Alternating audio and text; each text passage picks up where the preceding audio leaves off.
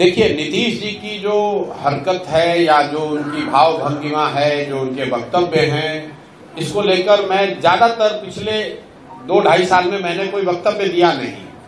सबसे पहले नीतीश जी के स्वास्थ्य को लेकर टीका टिप्पणी उन्हीं के सहयोगी भाजपा के सुशील कुमार मोदी जी ने शुरू की। नवंबर 2023 में पहली बार सुशील मोदी जी ने कहा कि लगता है कि नीतीश जी गंभीर मानसिक रोग से पीड़ित हैं। उसके बाद से बिहार के करीब करीब सभी नेताओं ने उनके स्वास्थ्य पर टीका टिप्पणी की है।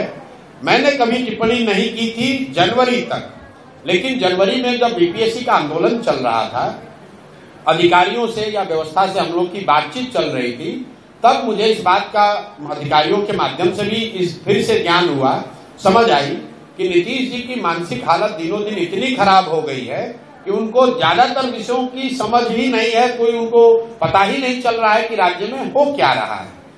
तब मैंने ये कहा है कि बिहार में अगर कोई सिपाही भी नियुक्त होता है तो उसका मेडिकल जांच होता है। कोई भी नौकरी, अगर आप पत्रकार हैं, अगर आप मानसिक तौर पर स्वस्थ नहीं है तो आपको पत्रकारिता की अनुमति नहीं दी जाएगी। ऐसा कैसे है कि 13 करोड़ लोगों के राज्य के मुख्यमंत्री, उनके मानसिक स्वास्थ्य की स्थिति को लेकर रोज चर्चा टिप्पणी हो रही है और सरकार की ओर से कोई वक्तव्य नहीं है। सरकार ने उसका कोई संज्ञान नहीं लिया। फिर हमने कैमरे पर कहा और आज रिपीट कर देते हैं, नीतीश कुमार शारीरिक तौर से थके हुए और मानसिक तौर पर अस्वस्थ हो गए हैं। और अगर इसका प्रमाण आपको जानना है तो खाली आप खड़े होकर नीतीश कुमार जी से उनके मंत्रिपरिषद के सदस्यों का नाम पूछ लीजिए।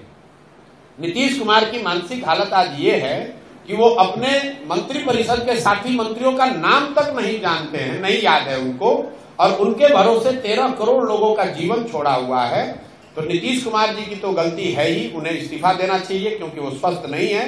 लेकिन उससे भी बड़ा दोष उनके सहयोगी दल भाजपा का है, क्योंकि ये नहीं संभव है कि देश के प्रधानमंत्री और गृह मंत्री को ये पता नहीं है कि मुख्यमंत्री नीतीश कुमार की मानसिक हालत या उनकी स्वास्थ्य की स्थिति क्या है।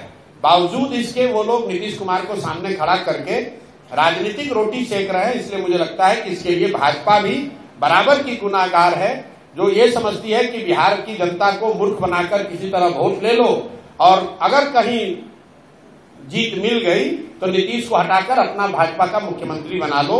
ये उनकी रणनीति है। इसलिए मुझे लगता है कि नीतीश जी तो बीमार है ही, लेकिन उस बीमार व्यक्ति को जनता के ऊपर थोप के रखना, मुख्यमंत्री बनाए रखना, इसका ये जो गुनाह है ये भाजपा कर रही है और भाजपा के लोगों को इसका जवाब देना चाहिए।